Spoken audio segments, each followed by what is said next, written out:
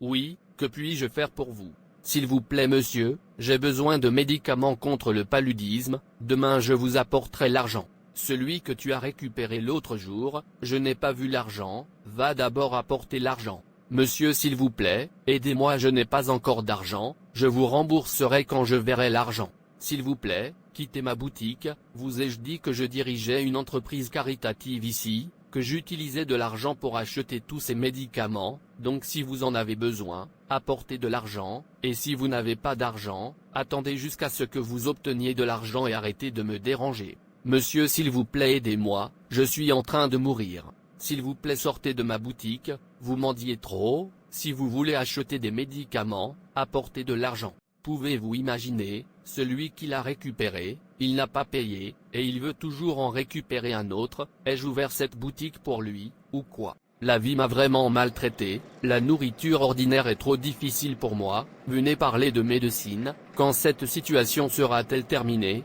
quand l'utiliserai-je comme une histoire, quand vous souviendrez-vous de moi Dieu, s'il vous plaît, souvenez-vous de moi, laissez-moi briller, laissez-moi être comme ceux dont vous vous souvenez, s'il vous plaît Dieu m'aide, je suis fatigué de mendier, mon nom est devenu mendiant, et emprunter maître, mais si je ne mendie pas, comment puis-je survivre? Dieu merci, je vais mieux maintenant, laisse-moi partir et chercher quoi manger. Où va ce mendiant?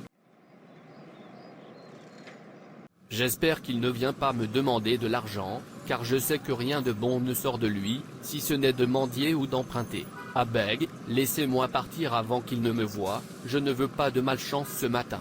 Bon matin monsieur. Qu'est-ce qu'il y a de bien ce matin? J'ai pas d'argent, j'espère que tu ne viens pas me demander de l'argent. Bonjour ma sœur. Oui, bonjour. Je t'aime bien, j'aime la façon dont tu t'habilles de façon responsable. Tu vas bien, comment oses-tu m'admirer? Suis-je au même niveau que toi, ou, tu essaies de me mendier de l'argent, maintenant sors de ma vue, mendier maître. Il me traite comme un animal, parce que je ne suis rien. Dieu regarde-tu. J'ai décidé de te bénir, viens, mon Seigneur. Allez le bénir. Oui mon Seigneur. Les gens disent maintenant beaucoup de choses sur moi, quand je passe, ils se moquent de moi, tous ceux que je supplie, maintenant appelez-moi 419, parce que je ne rends pas l'argent. Merci Seigneur, de m'avoir fait un reproche parmi mes semblables. Qui est là? Oui, je viens. S'il vous plaît, qui êtes-vous? N'ayez pas peur, je m'appelle Paul, êtes-vous Mr. Peter? Oui, je suis. Je suis un importateur et un exportateur d'électronique, je cherchais qui gérait mon entreprise, alors que je me concentre sur l'importation, quelqu'un m'a dirigé vers vous, il a dit que vous étiez doué dans le domaine et que vous cherchiez un emploi. Oui monsieur, je suis bon, en fait, je peux tout faire. Je veux que tu gères l'entreprise, nous partagerons les bénéfices 50-50, j'espère que tu es d'accord avec ça. Suis-je en train de rêver, est-ce réel? Oui, c'est réel, sois juste bon.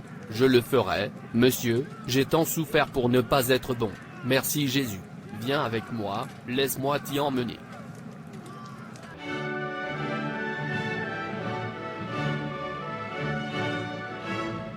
Oui, je dois acheter quelque chose pour ce supermarché, laissez-moi me garer. Bon après-midi monsieur. Oui, qu'est-ce que c'est? S'il vous plaît monsieur, j'ai besoin d'argent pour acheter de la nourriture, j'ai tellement faim. Madame, écartez-vous de mon chemin, vous me dérangez, m'avez-vous donné de l'argent à garder pour vous? S'il vous plaît monsieur, aidez-moi, aussi petit soit-il. Femme, j'ai dit laisse-moi tranquille, je n'ai pas d'argent, en fait laisse-moi partir. Tous ces pauvres gens, ils aiment déranger, aidez-moi ceci, aidez-moi cela. Beaucoup d'entre eux ne se lavent même pas la bouche, avant de sortir, tellement irritant. Laissez-moi payer $50. Non monsieur, c'est $100, c'est le téléphone d'origine, sauf que vous en prendrez un plus petit. Non, j'aime celui-ci, enlevez juste quelque chose pour moi. Et, si t'as pas d'argent, achète celui que tu peux, le téléphone n'est pas fait pour les pauvres, arrête de te déshonorer. Vendeuse, quittez-le et allez voir une autre personne. Oui monsieur. Monsieur, quel genre d'insulte est-ce? S'il vous plaît, quittez ma boutique, ce n'est pas pour les pauvres comme vous, allez dans un autre endroit. Oh, j'ai souffert.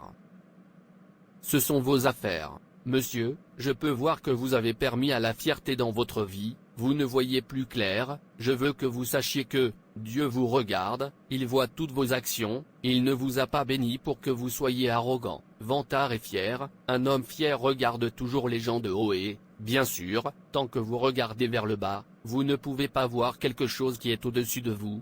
Ceux qui baissent les yeux tout le temps ne lèvent pas les yeux pour trouver Dieu, Dieu est l'orgueil, et l'orgueil aide Dieu. Un troisième problème avec l'orgueil, c'est que l'orgueil renonce à la sagesse de Dieu, l'orgueil est dangereux pour nous, et déplaisant à Dieu. Quand nous sommes remplis d'orgueil, cela a plusieurs effets sur nos vies. L'orgueil déprécie Christ dans nos vies, l'orgueil nous éloigne de la volonté de Dieu dans notre vie, l'orgueil nous aveugle spirituellement, physiquement et mentalement, l'orgueil passe devant la chute, l'orgueil consiste à s'attribuer l'honneur, les privilèges, les prérogatives, les droits et le pouvoir, qui sont dus à Dieu seul. L'orgueil, à sa base, est l'idolâtrie de soi. Une personne fière s'est mise dans la place de Dieu. Une personne fière ne peut jamais être en bonne relation avec Dieu. Débarrassez-vous de la fierté dans votre vie, afin de ne pas abuser de la grâce de Dieu dans votre vie. Rappelez-vous, la fierté transforme la grâce de Dieu dans notre vie en disgrâce. Repentez-vous, humiliez-vous, utilisez votre succès de manière à glorifier Dieu. Dieu vous les a donnés, non pas pour que vous l'utilisiez et humiliez les autres, mais pour montrer la compassion du Christ, aider ceux qui sont dans le besoin. Tu aurais dû me dire que tu as besoin de mon aide. Mon ami, sors de ma boutique, tu me dis d'aider les gens, comme si c'était moi qui les rendais pauvres. Monsieur, donc vous n'avez pas été pauvre auparavant, qu'est-ce qui vous fait parler aux gens, comme si vous étiez leur Dieu? Je suis sûr que Dieu est tellement déçu de vous, malgré toute la leçon qu'il a pensée pour vous, vous ne pouviez pas en tirer des leçons. Qu'est-ce qu'il y a là-bas? Si vous êtes pauvre, cherchez un endroit pauvre, un non-sens. Être humain, au moment où ils sont bénis, ils oublieront la chambre de leur début. Monsieur, donc vous n'avez pas été pauvre avant, qu'est-ce qui vous fait parler aux gens, comme si vous étiez leur Dieu? Je suis sûr que Dieu est tellement déçu de vous. Qu'est-ce qui ne va pas avec moi? Pourquoi ai-je soudainement oublié où j'ai commencé? C'est là que j'ai commencé, je n'étais rien, jusqu'à ce que Dieu me montre sa miséricorde. Pourquoi ai-je soudainement oublié ce que je ressentais alors? C'est la même chose que tous ces gens que je néglige et insulte ressentent. En effet, Dieu est tellement déçu de moi. S'il vous plaît, Dieu me pardonne, je n'oublierai plus cette chambre de mes débuts, je viendrai toujours ici, à chaque fois que je suis tenté d'être fier.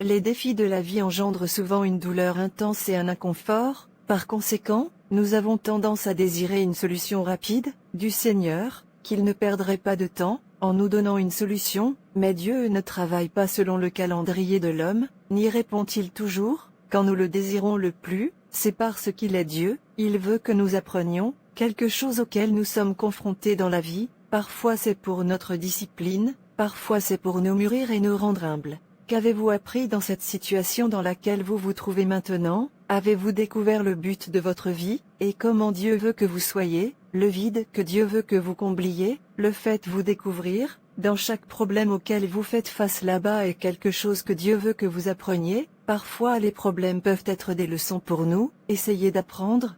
Merci d'avoir regardé. Et s'il vous plaît, abonnez-vous, aimez et partagez. Dieu te bénisse. Et rappelez-vous, Jésus vous aime vraiment.